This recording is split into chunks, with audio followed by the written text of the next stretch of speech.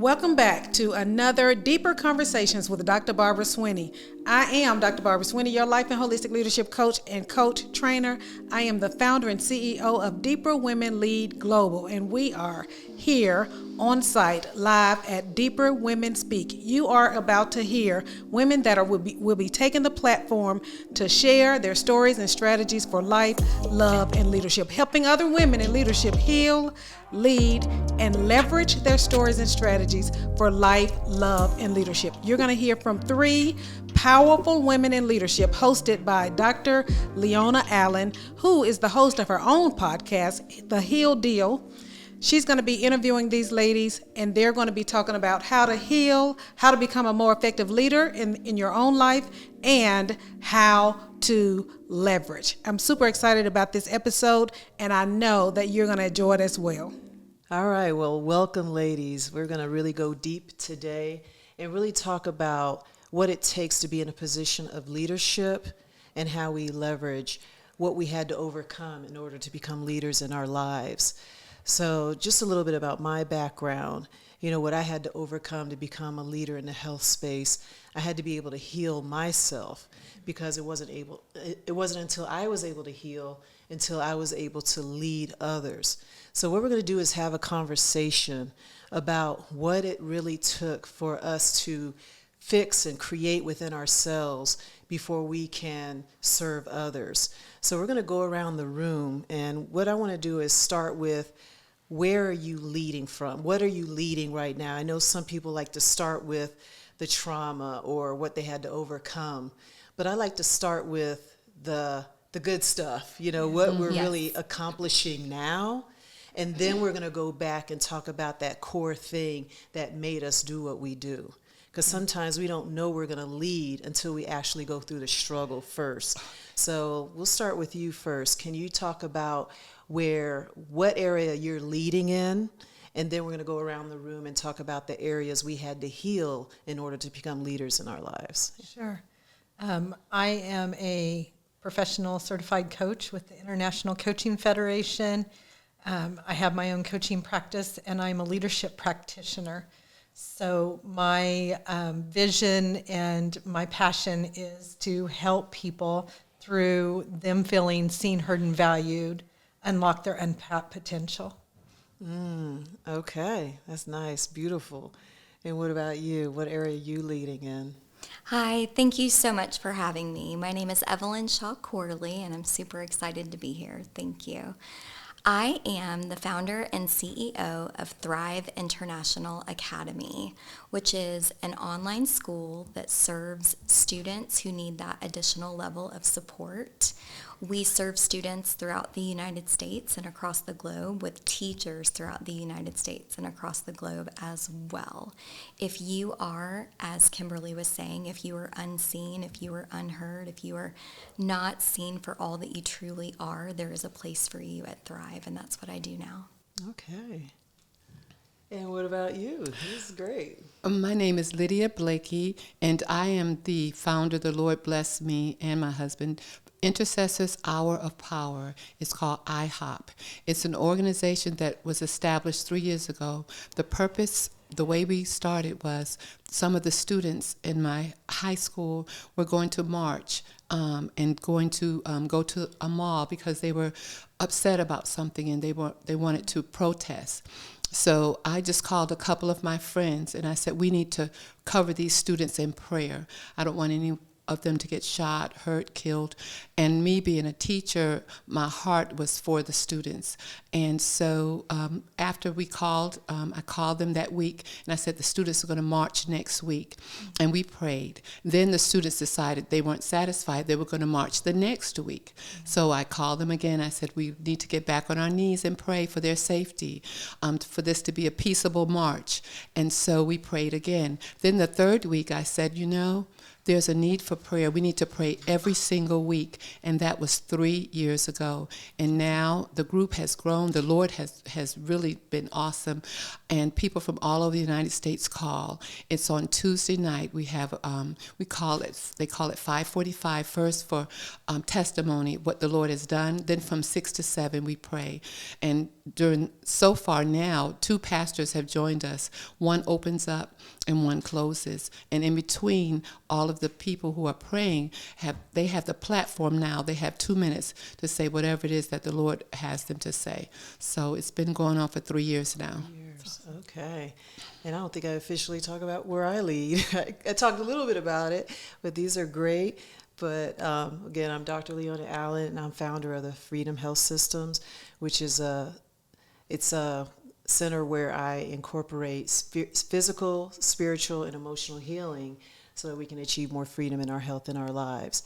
So it's really healing, creating systems so that we can heal. So I just wanted to introduce, share a little bit more about myself. So thank you for sharing where you're in your areas of leadership. So now what I really want to do is let's go deep into that. I mean, we've created some wonderful organizations, and we tend to live behind our titles and organizations. But now we're going to get into the healing part. Like, what was it inside of you? What was that moment? What was that trigger that led you to say, this is where I want to lead? Was there a moment? Was there a insight? What was happening that led you to become a leader in this area? And I'll let you volunteer, whoever wants to start that discussion. So this is Evelyn. My culminating experience happened in an 8th grade classroom. I was a school teacher from 2005 going forward. And over half of my 8th graders were reading on a 2nd and 3rd grade level. And at that time, I knew that something needed to change, that just one of me was not going to be able to cover what they need and what they deserve. And this is going to go real deep, real fast. In that school year, I was threatened by 3 students sexually, and I was completely debilitated. I was bedridden for a weekend. I couldn't function, and I have that trauma from my past as well. And so I decided through this, enough was enough. And I was at first going to get a job at Michael's with the flowers and the picture frames, and I was going to just come back to life slowly, but something inside of me said, no, you are made for more. And so I took to the power of Facebook, and I introduced myself. I used to be Mrs. Evelyn Educates, and I was here to serve and support homeschoolers, tutoring students, and mentoring students.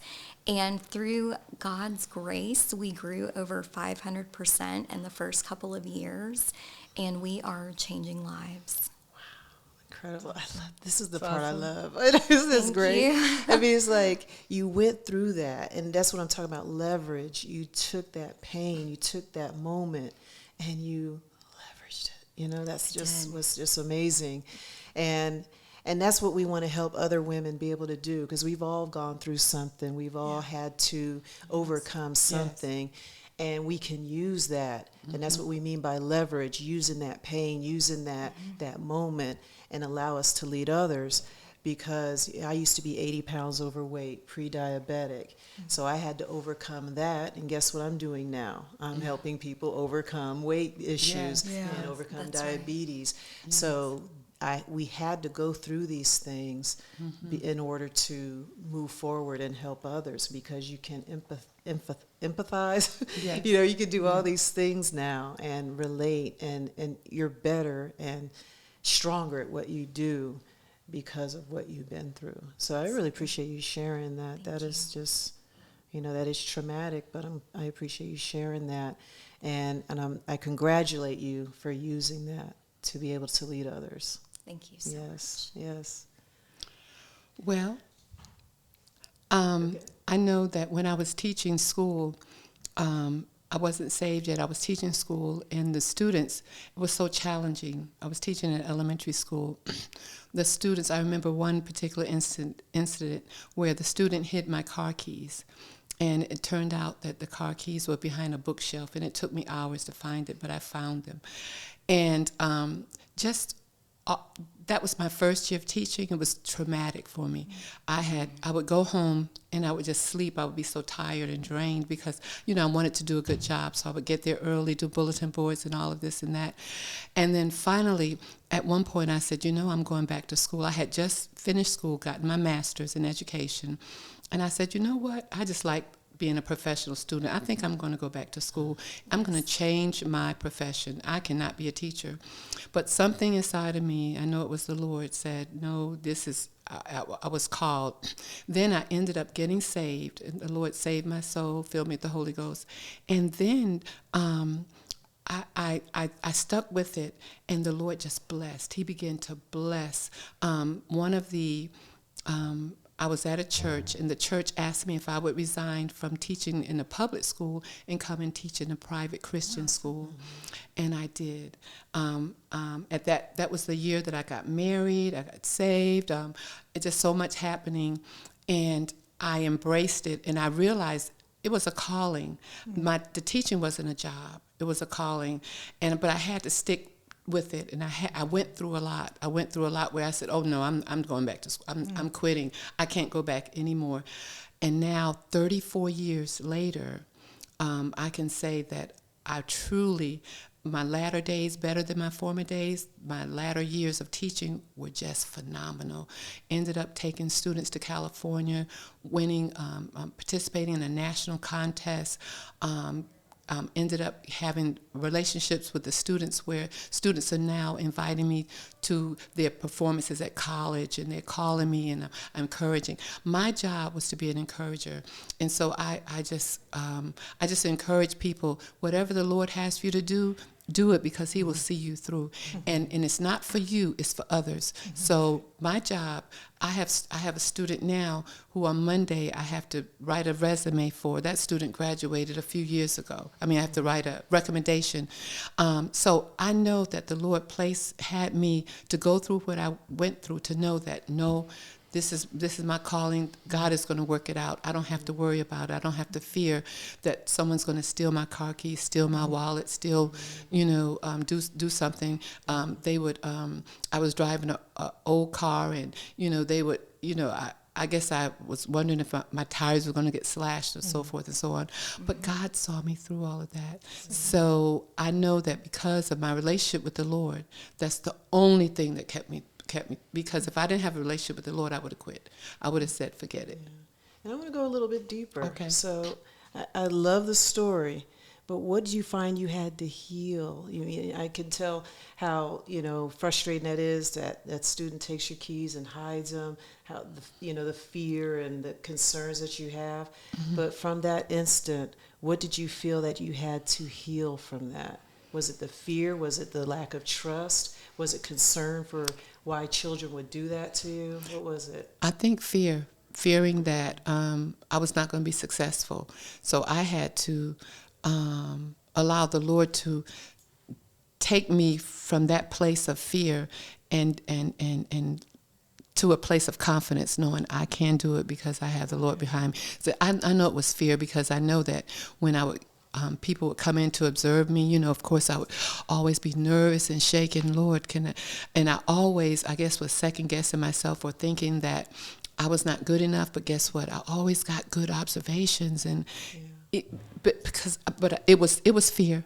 It was fear. So I had to heal from that. I had to know that I'm going to go to work tomorrow, and I'm going to do the best job that I know, and the Lord is going to be with me. I'm not going to fear. I'm not going to be afraid that my car won't be there when I go outside. I won't be afraid that I'm going to get a bad recommendation or a bad write-up or whatever. And God just showed out every time. It was excellent. It was it shocked me, because once, like the principal would call me in and say, okay, I want to go over everything. And he says, oh, I was just so impressed. I was like, really? My goodness. It was like, okay, Lord, I know you did it. The student that normally throws paper and does stuff, they didn't throw it that day or whatever. So God, I had to let God do the work in me, let him build me up, give me confidence to know that I could do the job and not fear. Not fear. If they walk in, okay, they walk in. You just go ahead and do what you normally do. So yeah, and that's why I wanted to bring that up, because if somebody hid my keys, it would probably affect me differently. So somehow that's why I wanted to ask you, what was it going on that really caused that incident to move you forward? That's why I asked you that. And it was that core emotion of fear. And maybe, again, for your story, sometimes it's that fear, low self-esteem, lack of belief in ourselves, because it takes a lot of belief in yourself. Because how can you encourage others to believe in themselves and overcome their fear if we can't overcome it ourselves?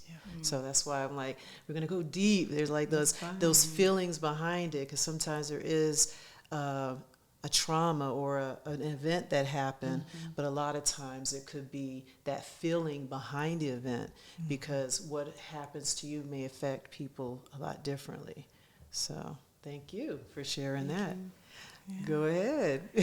Your turn. So as a child and a teenager, I dealt with mental, physical, and sexual abuse. At age 15, my coping skill was an eating disorder that I battled for 17 years. In 2000, I was wearing a 10-12 in little kids' clothes, consuming 100 calories a day, had a feeding tube, and ended up going to a treatment facility that was faith-based. I didn't know the Lord at that time, and one of the things I learned there was that there was a God who loved you in the middle of your junk. And I grew up with a family that was business owners and upper class, and we didn't talk about our junk, right? We didn't do those things because that was an embarrassment.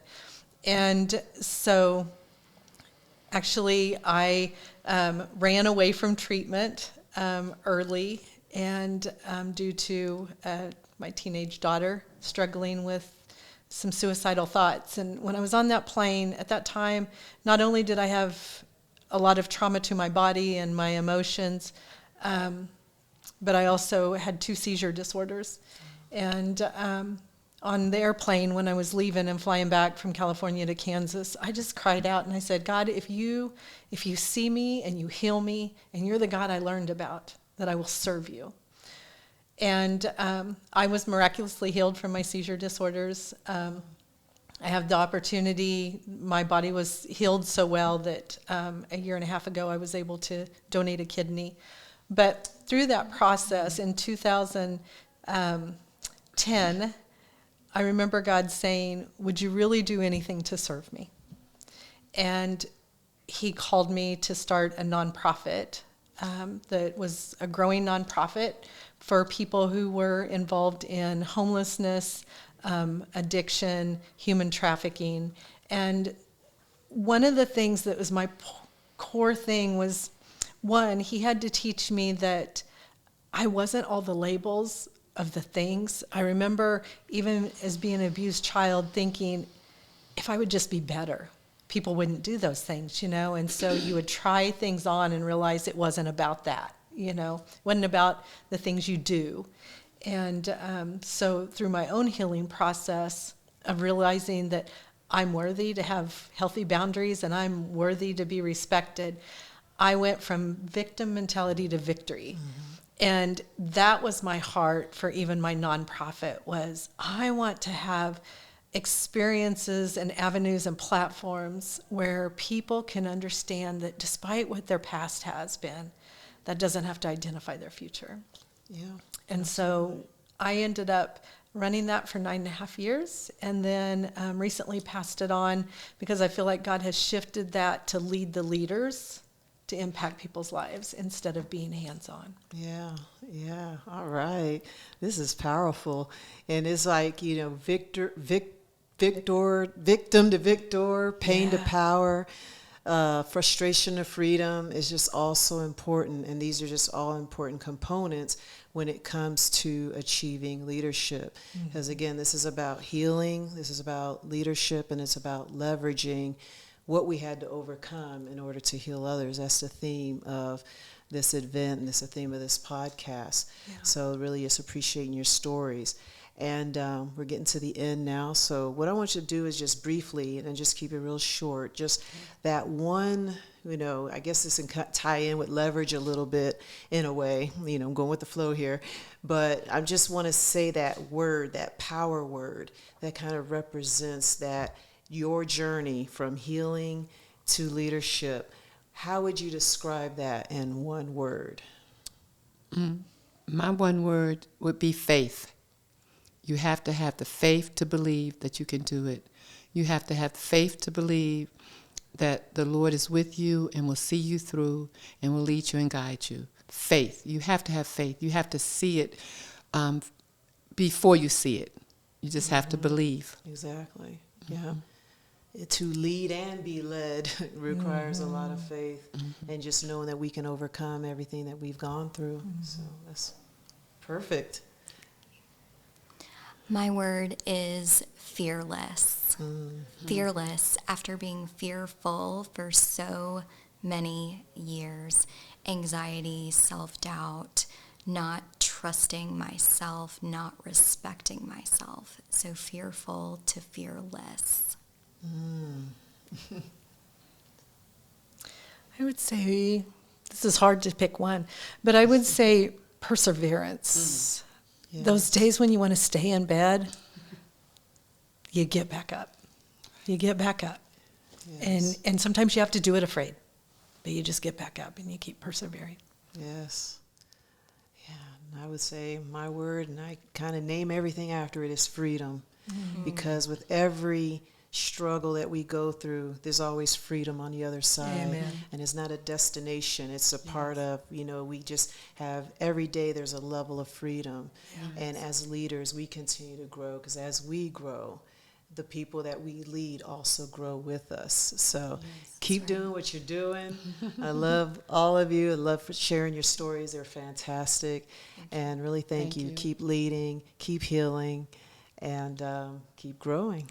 Thank you. Thank you for letting us be a part. Sharing. Thank you for allowing us to be here today. You can catch deeper conversations on all of the major podcast platforms and on YouTube. Go to Deeper Leader TV and you'll be able to find every episode of Deeper Conversations.